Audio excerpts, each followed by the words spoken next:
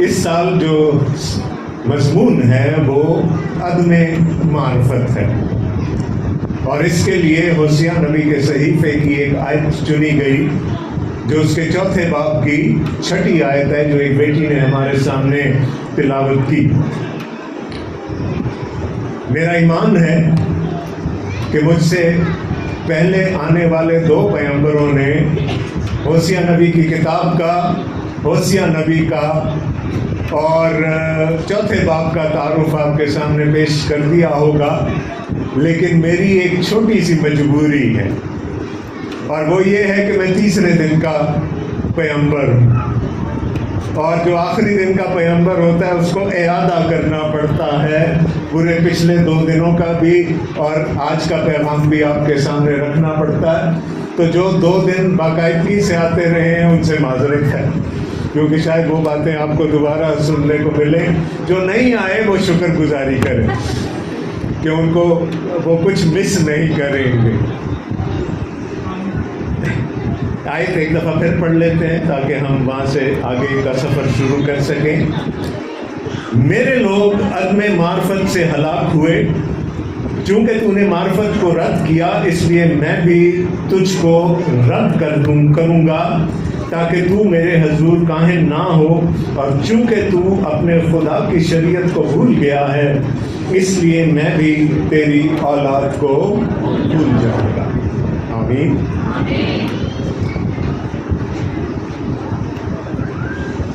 ہوسیہ نبی کا زمانہ تقریباً وہی ہے جو یسایہ نبی کا ہے۔ یسایہ نبی جنوبی سلطنت میں نبوت کر رہے تھے اور ہوسیہ نبی شمالی سلطنت میں۔ آموس کے بعد ان کا دور نبوت شروع ہوتا۔ ابھی میں نے 2 الفاظ استعمال کیے، جنوبی سلطنت اور شمالی سلطنت۔ جو بائبل کے طالب علم ہیں وہ جانتے ہوں گے کہ اس کا مطلب کیا ہے، جو نہیں جانتے ان کے لیے مختصراً بیان کرنے لگا ہوں کہ سلیمان کی موت کے بعد اس کے گناہ کی سزا کے طور پر خدا نے اسرائیل کی سلطنت کو 2 لخت کر دیا، 2 حصوں میں تقسیم کر دیا۔ 10 قبیلے ایک طرف ہو گئے اور 2 قبیلے ایک طرف۔ جو 10 قبیلوں والی سلطنت تھی وہ اپنے جغرافیے کی وجہ سے شمالی سلطنت ناردرن کنگڈم کہلائی۔ اس کا دارالحکومت سامریہ تھا اور سلیمان کا ایک غلام اس کا پہلا بادشاہ بنا۔ جو 2 صوبے تھے، 2 قبیلے تھے، یعنی یہودا کا قبیلہ اور بنیامین کا قبیلہ، انہوں نے مل کر ایک چھوٹی سی جنوبی سلطنت بنائی، دی سدرن کنگڈم، اور ان کا دارالحکومت یروشلم تھا۔ ہیکل ان کے پاس تھی، سردار کاہن ان کے پاس تھا، اور اختیار ان کے پاس تھا، مذہبی اختیار ان کے پاس تھا، جبکہ کاہن تو موجود تھے شمالی سلطنت میں بھی، لیکن سردار کاہن نہیں تھا جو کہ اہم مذہبی امور پر فیصلہ دے سکتا۔ تو جب یہ 2 حصوں میں تقسیم ہو گئی، دونوں طرف برائی بڑھتی گئی۔ جو جنوبی سلطنت تھی وہ پھر تھوڑی بہتر تھی، کبھی کبھی کوئی اچھا بادشاہ آ جاتا تھا، لیکن شمالی سلطنت میں ایسا نہیں ہوا۔ اور آخر کار سن 1721 قبل از مسیح میں، آپ کو پتہ ہے نا کہ قبل از مسیح الٹا گنتے ہیں، ہم بڑے سے چھوٹے کی طرف آتے ہیں۔ 721 قبل از مسیح میں شاہ اسور شلمنیسر نے حملہ کیا۔ اس نے شمالی سلطنت کو تخت و تاراج کر دیا، تباہ کر دیا، لوگوں کو مار ڈالا، اور جو زندہ بچ گئے تھے ان کو اپنی سلطنت کے دوسرے صوبوں میں بھیج دیا، اور اپنی سلطنت کے دوسرے صوبوں سے لوگوں کو لا کر وہاں پر آباد کر دیا۔ آج تک ان 10 قبیلوں کی تلاش جاری ہے. اس نے کوشش کی تھی کہ ان میں سے کوئی ایک بھی نہ بچے. تو یہ بیک گراؤنڈ ہے، اس کو ذرا ذہن میں رکھیے گا اگر ہوسیہ نبی کی کتاب کو سمجھنا. ہوسیہ نبی کا دور نبوت 721 سے پہلے کا ہے کہ جب اس کو نظر آ رہا تھا، خدا نے اس کو دکھا دیا تھا کہ تباہی آنے والی ہے، لیکن لوگ اس کی نہیں سنتے تھے. اسی طرح جب 586 قبل از مسیح میں جب یروشلم کا سقوط ہوا، جب یروشلم ڈھایا گیا، یرمیہ نبی روتا رہا، لیکن اس کی بھی کسی نے نہ سنی. اس کو کہتے ہی رونے والا نبی تھے. تو ہوسیہ کا دور نبوت بڑا مشکل ہے. لوگوں کو خبردار کرنا، ان کو توبہ پہ مجبور کرنا، جبکہ ان کو خود اس کی ضرورت محسوس نہ ہو رہی ہو، یہ بڑا مشکل کام ہوتا. اگر ہم کتاب کا مطالعہ کریں تو پہلے 3 ابواب میں ہوسیہ نبی کی شادی کا ذکر ہے. خدا کے کہنے پر اس نے جمر نام کی ایک کسبی سے شادی کر لی، اور وہی کچھ ہوا جو ہونا تھا. وہ کسبی ہوسیہ کو چھوڑ کر چلی گئی. دوبارہ خدا نے کہا اس کو قبول کر. نبی نے قبول کر لیا، لیکن حالات نہیں بدلے. اور خدا اس کو بتانا چاہتا تھا کہ میری قوم نے میرے ساتھ یہی کیا.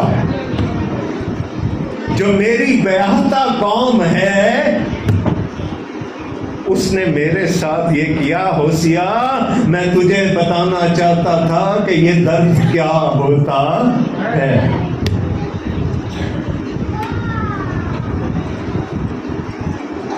اور 3 ابواب سے جب ہم 4تھے باب میں آتے ہیں تو پھر خدا فرد جرم عائد کرتا ہے ان 10 قبیلوں پر.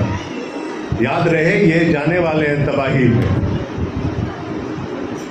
خدا ان پر فرض جرم عائد کرتا ہے. 4تھے باب کی پہلی آیت میں، اے بنی اسرائیل خداوند کا کلام سنو، کیونکہ اس ملک کے رہنے والوں سے خداوند کا جھگڑا ہے.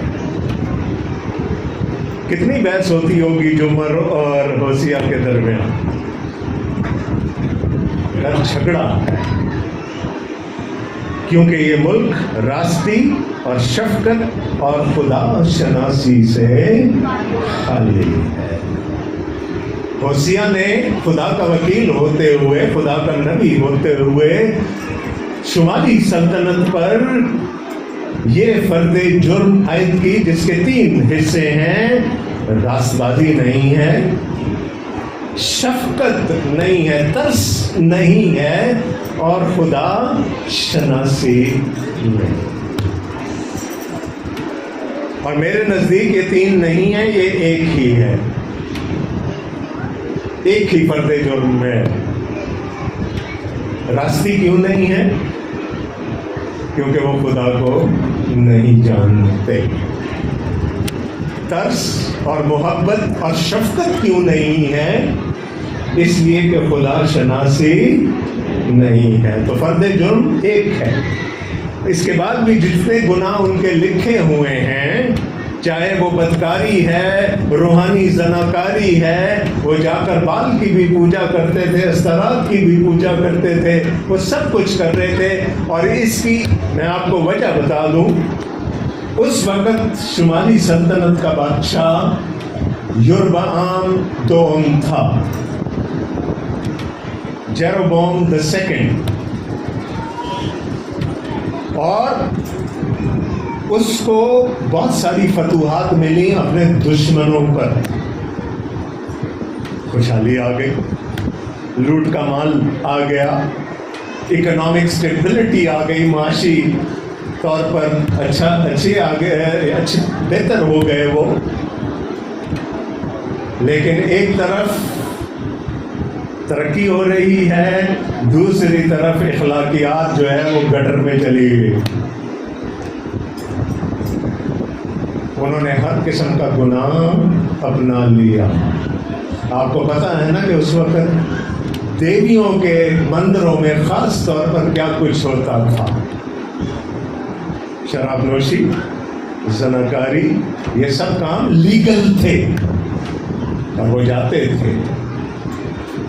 قربانیوں کا گوشت، ان کے لیے چڑھائی گئی قربانیوں کا گوشت وہ سب کھاتے تھے۔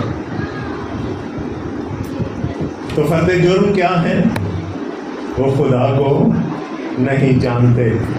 میں چاہوں گا کہ اگلی آیت آپ میرے ساتھ کھولیے گا، مقدس یوحنا کا انجیلی بیان، اس کا 17واں باب اور اس کی 3 آیت۔ یوحنا 17:3 خداوند یسوع مسیح کی ایک شفاعتی دعا ہے۔ یوحنا 17 باب اور اس کی 3 آیت بہت اہم ہے۔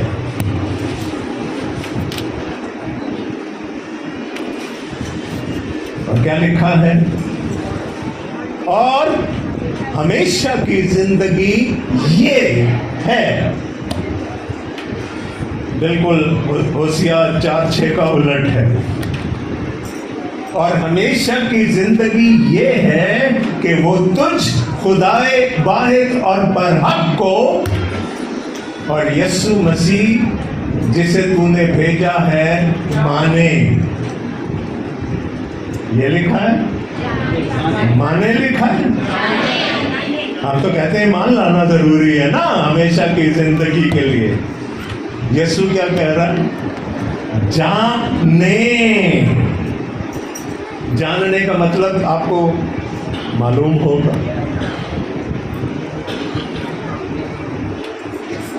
جاننے کے بارے میں 2 چیزیں ہیں، ایک ہے جاننا، کسی کو جاننا، اور ایک ہے کسی کے بارے میں جاننا۔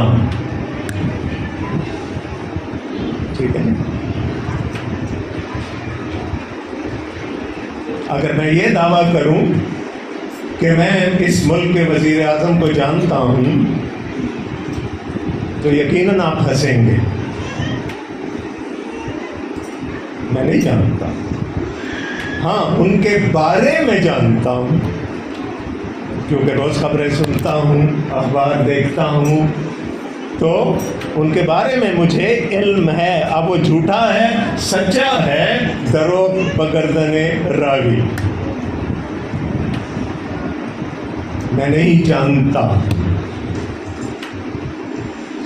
لیکن اگر میں یہ کہوں کہ میں اپنی بیوی کو جانتا ہوں، جیسے ہوسیا جمر کو جانتا تھا، تو آپ کہیں گے واقعی 36 سال ہو گئے اکٹھے رہتے ہوئے، اب تو وہ باتیں بھی جان گئے ہوں گے جو نہیں جاننی چاہیے۔ تو فرق پتہ چلا، کسی کو جاننا اور کسی کے بارے میں جاننا۔ یہاں یہ نہیں لکھا کہ ہمیشہ کی زندگی خدا کے بارے میں جاننے کو ہے، یہ لکھا ہے؟ نہیں۔ کیا لکھا ہے؟ جاننا، which means a personal relationship، ایک شخصی تعلق خدا کے ساتھ۔ یہ نہیں تھا کہ وہ 10 قبیلے خدا کے بارے میں نہیں جانتے تھے، جانتے تھے۔ خدا کا کلام ان کے پاس بھی تھا، خدا کے کاہن ان کے پاس بھی تھے، وہ خدا کے بارے میں تو جانتے تھے، لیکن نہ انہوں نے اور نہ ان کے کاہنوں نے یہ تکلف کیا کہ وہ خدا کو جانیں۔ اور آج یہی سوال میں آپ کے پاس چھوڑ کر جانا چاہوں گا یہاں سے، کیا آپ اپنے خدا کو جانتے ہیں یا خدا کے بارے میں جانتے ہیں؟ مجھے جواب نہیں دینا، اپنے آپ کو جواب دینا ہے اور بڑی دیانتداری کے ساتھ جواب دینا۔ آپ خدا کو جانتے ہیں یا خدا کے بارے میں جانتے ہیں؟ اگر بارے میں جانتے ہیں اور کوئی نبی آج یہاں آ کر کھڑا ہو جائے تو وہ بھی یہی کہے گا، میرے لوگ عدم معرفت سے ہلاک۔ اچھا، پھر ایک اور چیز ہوتی ہے، آپ بڑی اچھی طرح کسی کو جانتے ہیں، آپ ملے ہوتے ہیں اس سے، اگلی دفعہ ملتے ہیں تو آپ اگنور مارنا چاہتے ہیں، میں تو تمہیں نہیں پہچانے، میسج کیا ہوتا ہے؟ بس ٹھیک ہے جنا ایسی وہ ٹھیک سی ہونا اگے نہیں۔ تو بنی اسرائیل یہی کر رہے تھے خدا کے طرف، ٹھیک ہے جنا ہے سی وہ ٹھیک سی ہونا، ساڈے کول بال بھی ہے تو اس طرح بھی ہے، اور دیوی دیوتا بھی نے ساڈے کول، تو ہن سانو تیری لوڑ نہیں۔ willfully جانتے بوجھتے ہوئے خدا کو اگنور کرنا، یہ ان کا گناہ تھا۔ وہ جانتے تھے خدا کے بارے میں اور وہی خدا ان کو برکت دیتا آیا تھا، لیکن اب کیا تھا؟ نہیں، بس ہو گیا جنا ہونا سے۔ میرے ساتھ ہیں یہاں تک؟ اگر یہاں تک ساتھ ہیں تو پھر آگے چلیں۔ تو فرض جرم کیا تھی خدا کی طرف سے؟ میرے لوگ مجھے willfully ڈینائی کرتے ہیں، جانتے بوجھتے ہوئے میرا انکار کرتے ہیں۔ تو سزا کیا بتائی خدا نے؟ تو پھر میں بھی رد کر دوں، ہے نا، عدل کا بدلہ۔ کیا کہا تھا خداوند یسوع مسیح نے؟ جو اس دنیا میں لوگوں کے سامنے میرا اقرار کرے گا، میں اپنے باپ اور اس کے فرشتوں کے سامنے اس کا اقرار کروں گا، اور جو مجھے جاننے سے یہاں انکار کرے گا، میں بھی پھر وہاں پر پھر میں بھی کہوں گا میری کوئی پہچان نہیں ہے۔ ٹھیک ہے، تو خدا کیا کہہ رہا ہے؟ چونکہ یہ گناہ ہے جو وہ کر رہے ہیں، تو پھر میں بھی اپنے عہد کا پابند نہیں رہا۔ اگر آپ یرمیہ کی کتاب اس کا 31واں باب پڑھیں، جہاں پر نئے عہد کا ذکر ہے، 31 تو خدا نے کہا کہ وہ دن آتے ہیں کہ میں اسرائیل کے ساتھ اور یہودا کے ساتھ ایک نیا عہد باندھوں گا۔ کیا ضرورت پیش آئی ہے اے خداوند نئے عہد کی؟ اس نے کہا اس لیے نہیں کہ میری وفاداری میں کمی آ گئی ہے، اس لیے کہ تمہارے باپ دادا نے میرے عہد کو ٹھکرا دیا، رد کر دیا، تو اب میں بھی obliged نہیں ہوں، اب میری بھی کوئی ذمہ داری باقی نہیں رہی کہ میں تمہاری خواہشیں پوری کرتا رہوں۔ تو یہاں بالکل اسٹریٹ ٹاک ہو رہی ہے، بزنس ٹاک ہو رہی ہے، یہ کرو گے تو یہ ہوگا۔ اور جہاں عدم معرفت ہوگی، انگریزی کا ایک محاورہ ہے، ignorance is a bliss، وہ کہتے ہیں کچھ نہ پتا ہو تو انسان بڑا سوکھا رہتا ہے، لیکن یہاں نہیں، اگر آپ اگنور کریں گے خدا کو تو پھر وہ بھی آپ کو اگنور کرے گا۔ اور یہی 6 آیت میں وہ کہتا ہے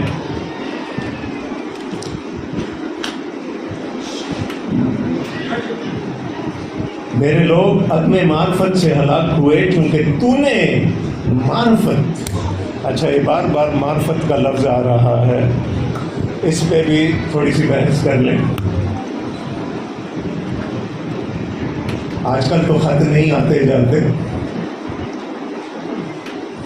ایک زمانہ تھا جب لوگ خط لکھا کرتے تھے. ہمارے بچوں کو پتہ بھی نہیں ہوگا خط کیا ہوتے.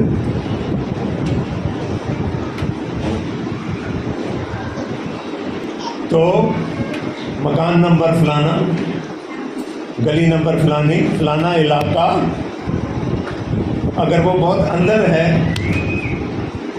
تو وہ لکھتے تھے معرفت الیاس کریانہ اسٹور. یعنی اگر آپ اس گھر تک نہ پہنچ سکیں تو الیاس کریانہ اسٹور پر یہ خط چھوڑ دیں. تو معرفت کا مطلب کیا ہوا؟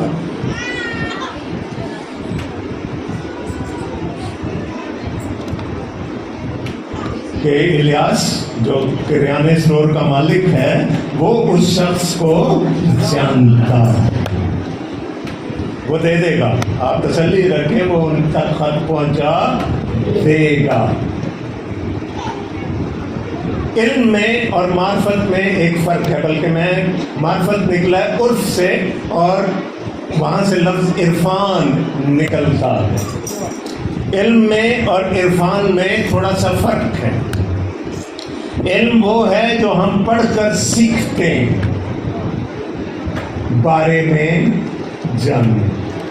اب دونوں چیزوں کو ملائیں. علم کیا ہے؟ کتابیں پڑھ کر سیکھ لیا, انٹرنیٹ دیکھ کر سیکھ لیا. وہ جو سیکھا ہوا علم ہے وہ علم کہلائے گا. لیکن جو علم ملتا ہے, جو علم ملتا ہے وہ عرفان کہلاتا. آپ نے بہت دفعہ سنا ہوگا صوفی, ہمارے ہاں جو صوفیہ کرام کی ایک ٹریڈیشن ہے بڑی لمبی چوڑی, وہ ان کے کلام کو اکثر عارفانہ کلام کہا جاتا ہے. یہ کلام ان کا نہیں ہے, یہ ان کو کسی سورس سے ملا ہے. اور ہمارے پاس سورس ہے. ایک تو یہ ہے نا جدھر سے علم حاصل ہوگا, عرفان کدھر سے حاصل ہوگا. خدا نے چھوڑا نہیں ہے ہمیں. ہے کوئی سورس ہمارے پاس جہاں سے عرفان حاصل ہو؟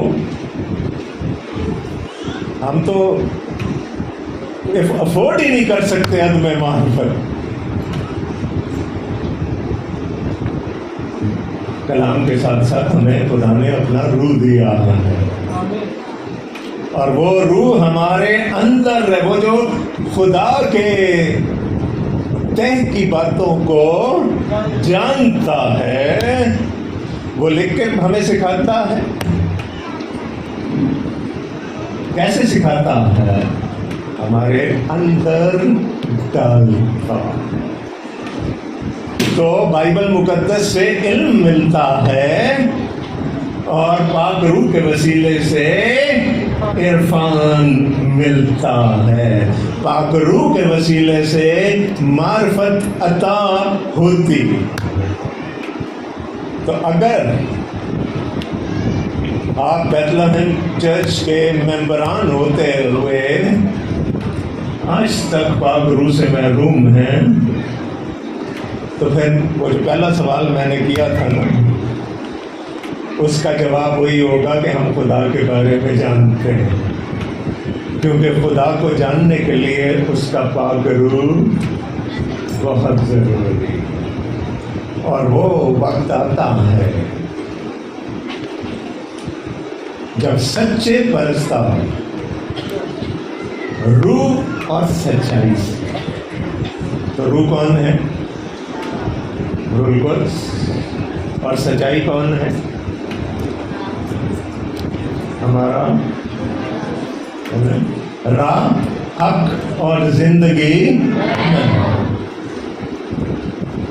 خدا کو اس کے بیٹے اور اس کے پاک روح کے علاوہ نہیں جانا جا سکتا۔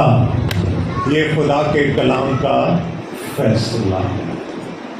اور خدا نے کتنا بڑا احسان کر دیا کہ اپنے بیٹے کو جسم میں ہمارے درمیان بھیج دیا۔ کیا کہا خداوند یسوع مسیح نے یوحنا رسول کی انجیلی بیان کے پہلے باب کی 18ویں آیت میں، خدا کو کسی نے کبھی کسی نے آمین نہیں دیکھا، لیکن اکلوتا بیٹا جو باپ کی گود میں ہے اس نے ظاہر کر دیا۔ تو بیٹے کے علاوہ اور پاک روح کے علاوہ خدا کو نہیں جانا جا سکتا۔ وہ تو ایک غائب ہستی ہے نا، لیکن یسوع کو تو لوگوں نے دیکھا، آج بھی رویاؤں میں نظر آتا ہے لوگوں کو، اور پاک روح اگر ہمارے اندر ہے تو پھر بات کرتا ہے، اور خدا کے تہ کی باتیں ہم پر کھولتا۔ تو بارے میں جاننے کے لیے یہ کافی تھی، ٹھیک ہے، اور بارے میں جانیں گے تو پھر جا کے جانیں گے نا، لیکن اور یہ ان کے پاس بھی تھی، شمالی سلطنت کے لوگوں کے پاس بھی تھی، اس صورت میں نہیں لیکن کسی اور صورت میں موجود تھی۔ عرفان نہیں تھا خدا کا، معرفت نہیں تھی، اور خدا نے کہا ہمیشہ کی زندگی یہ۔ اب کون کہہ رہا ہے ہمیشہ کی زندگی یہ ہے کہ وہ تجھ خدائے واحد اور برحق کو اور یسوع مسیح کو جسے تو نے بھیجا جانے۔ یسوع کہہ رہا،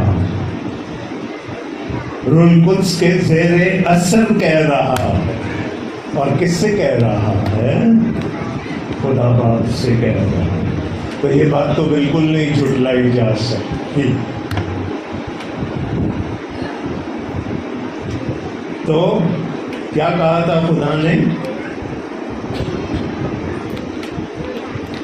6 آیت میں، ہوسیہ نبی کا صحیفہ 4 باب، میرے لوگ عدم معرفت سے ہلاک، ٹھیک ہے جی، اور میں نے آپ کو بتا دیا کہ کیوں ہلاک ہوئے۔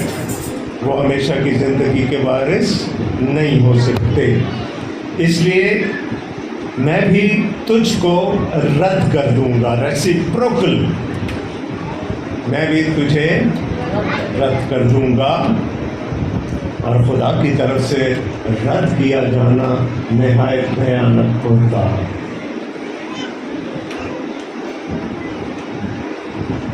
تاکہ تو میرے حضور کاہن نہ ہو، اور چونکہ تو اپنے خدا کی شریعت کو بھول گیا، اس لیے میں بھی تیری اولاد کو اپنے حصے پہ میں ابھی آیا ہوں۔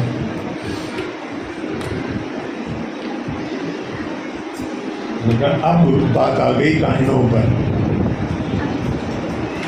اب اس کی 2 تفسیریں ہو سکتی ہیں۔ ایک تو وہ کاہن جو بنی ہارون تھے، جن کا ذمہ تھا کہ لوگوں کو معرفت سکھائیں، لیکن معرفت سکھانے کے لیے ان میں خود پہلے معرفت ہونی چاہیے تھی۔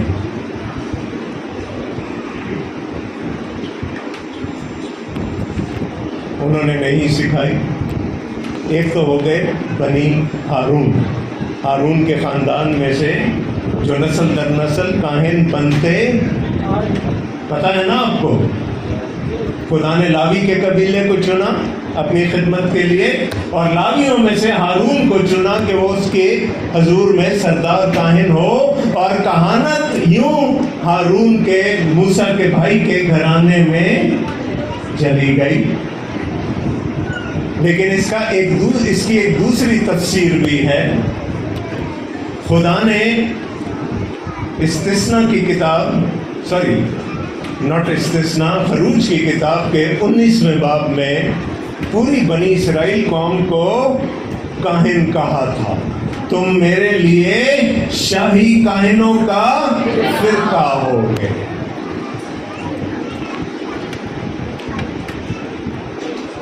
تو دونوں مطلب ہو سکتے ہیں۔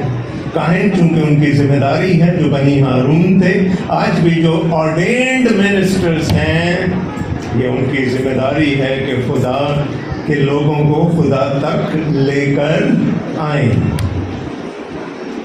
جو ایپسکپل کلیسیائیں ہیں ان میں کاہنوں کے لیے ایک لفظ استعمال ہوتا ہے اور وہ ہے پریسبٹر۔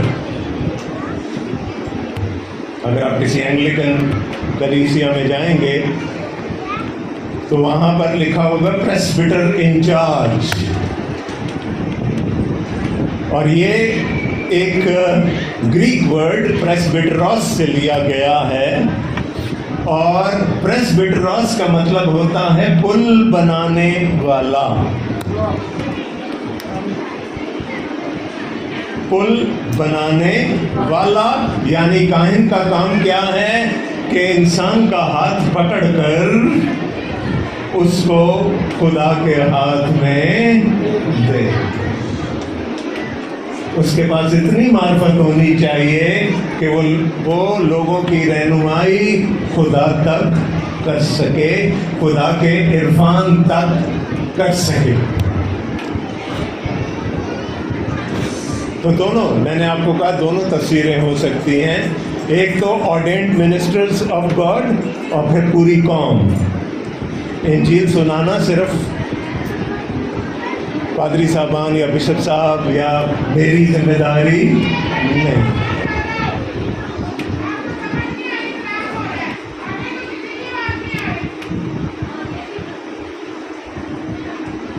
تو کاہنوں پر بھی فرض جرم عائد ہو رہی ہے، کسی بھی طور سے اس کو لے لیجیے گا۔ میں نے آپ کو کہا کہ یہاں سردار کاہن نہیں ہے، وہ سامریا میں عبادت کرتے تھے اور کوہ جلجال پر عبادت کیا کرتے تھے۔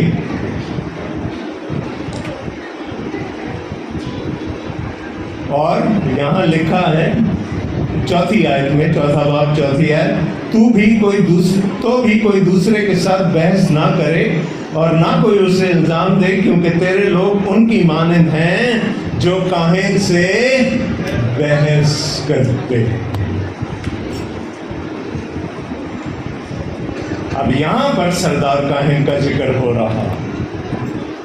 سردار کاہن کہاں بیٹھا ہوا ہے؟ یروشلم میں، ہیکل میں۔ لیکن جب وہ کوئی فتویٰ دے دیتا تھا، جب کوئی وہ دینی فیصلہ دے دیتا تھا تو سب پر اس کو فالو کرنا لاگو ہوتا تھا۔ ان لوگوں نے اپنی ڈیٹ کی مسجد بنا لی کہ ہم نہیں مانتے،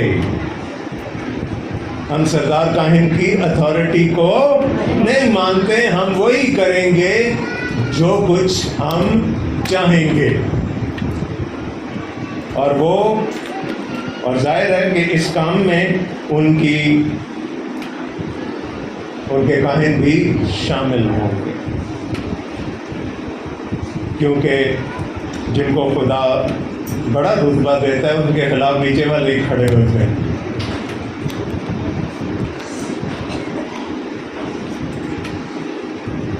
اور پھر 5ویں آیت میں لکھا ہے، اس لیے تو دن کو گر پڑے گا اور تیرے ساتھ نبی بھی رات کو گرے گا، اور میں تیری ماں کو تباہ کر دوں گا۔ یہاں ماں سے مراد قوم ہے، اور خدا ایسا کرنے جا رہا تھا۔ میں نے آپ کو کہا شلمنیسر نے صفحہ ہستی سے مٹا دیا۔ وہ جو بچ گئے انہوں نے غیر قوموں میں شادیاں کر لی، ان سے سامری آ گئے، وہ پھر یہودی نہیں رہے۔ تو اس نے کہا میں پوری قوم کو تباہ کر دوں گا۔ اور لکھا ہے کہ نبی بھی گر پڑے گا، اور یہاں نبی سے مراد جھوٹے نبی ہیں، وہ جو لوگوں کو مس گائیڈ کر رہے ہیں وہ بھی گر پڑیں گے۔ تو خدا کہتا ہے 6 آیت میں، میرے لوگ عدم معرفت سے ہلاک ہوئے، چونکہ تو نے معرفت کو رد کیا، اس لیے میں بھی تجھ کو رد کروں گا تاکہ تو میرے حضور کاہن نہ ہو۔ ظاہر ہے جب اسیری جب مارے گئے تو پھر نہ بچا کاہن تو نہ بچا کوئی اور، سب مارے جائیں گے، نبی بھی مارے جائیں گے، سب کو تباہ کر دوں گا میں، چونکہ تو نے اپنے خدا کی شریعت کو بھول گیا ہے، اس لیے میں بھی تیری اولاد کو۔ اتنا بڑا قتل عام ہوا، اس کے بعد اولاد کی طرف سے آنی تھی۔ It was massacre۔ پھر ڈھونڈتے پھرو گے وہ 10 قبیلے کدھر گئے، نہیں ملیں گے، میں تیری اولاد کو بھول جاؤں گا۔ اور آگے ایک اور فرد جرم ہے جو کاہنوں کے لیے ہے، اور اس آیت کو دیکھ کر لگتا ہے کہ جن کاہنوں کا ذکر 6 آیت میں ہو رہا ہے وہ خدا کے آرڈینڈ منسٹرز ہیں، خدا کے چنے ہوئے، جن کو خدا کی خدمت کے لیے معمور کیا گیا ہے۔ 7ویں آیت میں لکھا ہے، جوں جوں وہ فراوان ہوئے میرے خلاف زیادہ گناہ کرنے لگے۔ میں نے آپ کو بتایا تھا کہ یربعام 2 کے عہد میں بہت فتوحات ہوئیں، خدا نے ان کے دشمنوں کو ان کے قبضہ میں کر دیا، بڑا مال و دولت آئی۔ تو کیا کہہ رہا ہے خدا، جوں جوں وہ فراوان ہوئے میرے خلاف زیادہ گناہ کرنے لگے، بس میں ان کی حشمت کو رسوائی سے بدلتا ہوں، وہ باقی نہیں بچیں گے۔ اور 8ویں آیت کائنوں کے خلاف ایک فرد جرم ہے، وہ میرے لوگوں کے گناہ پر گزران کرتے ہیں۔ آپ کو معلوم ہے نا کہ قربانیاں کون چڑھاتا تھا؟ کون چڑھاتا تھا؟ کاہن، چاہے وہ گناہ کی قربانی ہو، چاہے وہ خطا کی قربانی ہو، چاہے وہ شکر گزاری کی قربانی ہو، کوئی بھی قربانی ہو، اس کو چڑھانے کے لیے ایک طریقہ کار تھا کہ پہلے وہ جانور کاہن کے پاس لایا جاتا تھا، کاہن اس کو انسپیکٹ کرتا تھا، اس کو دیکھتا تھا کہ یہ قربان کیے جانے کے قابل ہے یا نہیں، اور اگر قابل ہوتا تھا تو پھر وہ قربانی چڑھا دیتا تھا۔ اب یہ بھی یاد رکھیں کہ گناہ کی قربانی کاہن بھی نہیں کھا سکتا تھا، وہ پوری کی پوری جلائی جاتی تھی۔ تو اگر کسی نے کسی جانور پر اپنے گناہ کا اقرار کر لیا تو پھر وہ گناہ کی قربانی ہو گئی، اور کیا ہوا، اس کو پورا کا پورا خاک سمیت جلایا جانا۔ لیکن یہاں کیا ہو رہا ہے 8ویں آیت میں، میرے لوگوں کے گناہ پر گزران کرتے ہیں اور ان کی بد کرداری کے آرزو مند ہیں کہ لوگ زیادہ گناہ کریں گے، ہمارا کاروبار چمکتا رہے گا، بجائے ان کو منع کرنے کے۔ کیا ہے، سانو بھی اچھا گوشت مل ہی جائے گا کھانے۔ تو کاہن کیا کر رہے ہیں، بجائے لوگوں کو گناہ سے روکنے کے، جو خدا کی خواہش تھی وہ انکریج کر رہے ہیں، کری جاؤ کری جاؤ کری جاؤ، کہ پھر جانور لے کے تو انہوں نے ہمارے پاس ہی آنا، اور ہمارے پاس آئیں گے پاویں ساڑیے نہ ساڑیے گناہ کی قربانی نو ہے ساڑی مرضی۔ گوشت سانو مل ہی جائے گا. کاہن کا ایک اچھا حصہ ہوتا تھا ہر قربانی میں سے. They were profiting from the sin of the people. نفع کما رہے تھے لوگوں کے گناہ سے، اور اس لیے خدا ان پر یہ فرض جرم عائد کرتا ہے. بس جیسا لوگوں کے کا حال ویسا ہی کاہنوں کا حال. کاہن بھی نہیں بچیں گے. میں ان کی روش کی سزا اور ان کے اعمال کا بدلہ ان کو دوں گا، چونکہ ان کو خداوند کا خیال نہیں، اس لیے وہ کھائیں گے پر آسودہ نہ ہوں گے. وہ بدکرداری کریں گے لیکن زیادہ نہ. تو نبی، جھوٹے نبی، پوری قوم، سارے کہاں ہیں؟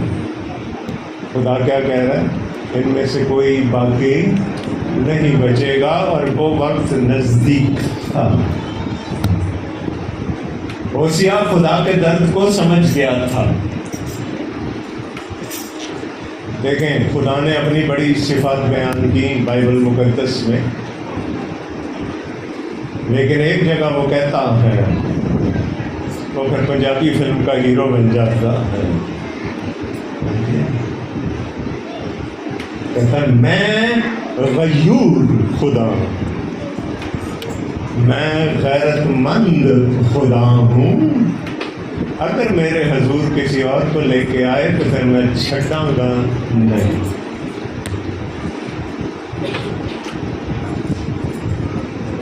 یہ خدا کے کلام کا، میرے حضور کسی اور کو ماننا، پاوے وہ بابا ہوئے، وہ کوئی چیلا ہوئے، کوئی فقیر ہوئے، کوئی بھی ہوئے، جنہ کو لسی جاننے یہاں منتیں مرادیں پوری کروانے ہم جاتے ہیں، دھاگے باندھ کے واپس آتے ہیں. خدا کہہ رہا پھر نہیں چھٹاؤں گا، نہیں چھوڑوں گا. یہ تو قابل قبول ہے ہی نہیں. تو اصل گناہ کیا ہے جس کا یہاں پر تفصیل سے ذکر ہوا اس پورے باب میں؟ وہ ہے عدم معرفت. اور پھر چھٹے باب میں ہوسیا نبی کہتے ہیں پہلی آیت سے، آؤ ہم خداوند کی طرف رجوع کریں کیونکہ اسی نے پھاڑا ہے اور وہی ہم کو شفا دے گا. اگر رجوع کر لیا تو پھر شفا بھی ہے، نہیں ہوا تو پھر پھاڑے جائیں گے. اسی نے مارا ہے اور وہی ہماری مرہم پٹی کرے گا. وہ 2 روز کے بعد ہم کو حیات تازہ بخشے گا اور تیسرے روز اٹھا کھڑا کرے گا اور ہم اس کے حضور زندگی بسر کریں گے. یہ مسیحائی پیش گوئی ہے.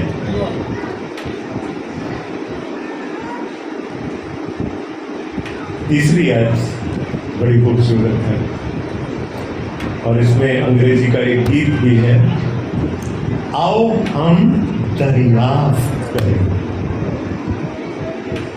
کیا کرنا ہے؟ کھوجیں، اس کو حاصل کرنے کی کوشش کریں اور خداوند کے عرفان میں ترقی کریں. یہ نہیں کہ آج عرفان مل گیا تو بس پھر بہ جائیے چپ کر، ترقی کرنی ہے. آؤ ہم دریافت کریں اور خداوند کے عرفان میں ترقی کریں. اس کا ظہور صبح کی مانند یقینی ہے اور وہ ہمارے پاس برسات کی مانند، یعنی آخری برسات کی مانند جو زمین کو سیراب کرتی ہے آئے گا. میں پھر پڑھ رہا ہوں یہ آیت، آؤ ہم دریافت کریں اور خداوند کے عرفان میں ترقی کریں.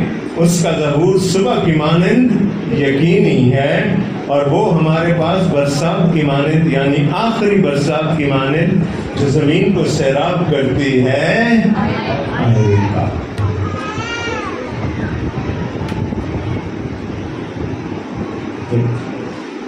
جب ڈائگنوز ہو گیا، دیکھیں ڈاکٹر کے لیے مشکل کام یہ ہوتا ہے کہ مرض کی تشخیص کر لے. مرض کی تشخیص ہو گئی تو علاج تو فارماسسٹ بھی بتا دے گا. تو ڈاکٹر کی اصل الجھن، اس کا اصل مسئلہ کیا ہے؟ ڈائگنوز کرنا، تشخیص کرنا کہ مرض ہے کیا. اور ایک دفعہ وہ کام ہو گیا تو آگے کے مرحلے آسان ہو جاتے ہیں. تو خدا نے یسایہ نبی کی معرفت ڈائگنوسس بھی دے دیا. میرے لوگ عدم معرفت سے ہلاک ہوئے. اور اس نے کیا کہا؟ آؤ ہم، علاج کیا ہے؟ آؤ ہم دریافت کریں اور کیا کریں؟ اور خداوند کے عرفان میں ترقی کریں. ایک سوال میں نے آپ کے سامنے رکھا تھا، اور وہ سوال یہ تھا کہ میں اپنے خدا کو جانتا ہوں، جانتی ہوں، یا میں اپنے خدا کے بارے میں جانتا ہوں،